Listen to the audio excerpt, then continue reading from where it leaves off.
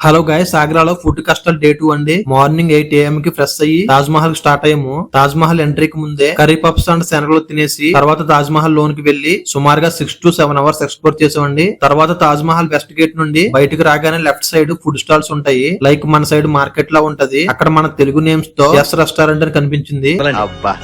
అనుకుని లోనికి వెళ్ళాము. మెనూలో ఇండియన్ థాలి చెప్పుకున్నామండి. 2 చపాతీ అండ్ 3 రకాల కర్రీస్ తో రైస్ పెట్టించారు. కర్రీస్ లో సాల్ట్ లేదు, మనం వేసుకోవాలి. ఇంకా టేస్ట్ అయితే పర్లేదు, బానే ఉందండి. ఇంకా మార్కెట్ అంతా చూసుకుంటూ వచ్చే దారిలో ఇవేంటో మరి జాంపల్లా స్వీట్ కనిపించింది. టేస్ట్ అయితే సూపర్ ఉందండి. ఇంకా పానీపూరి తిన్నాము. చల్లగా ఉంది ఏంటని చూస్తే ఆ పానీ బిందులో ఐస్ వేశారండి.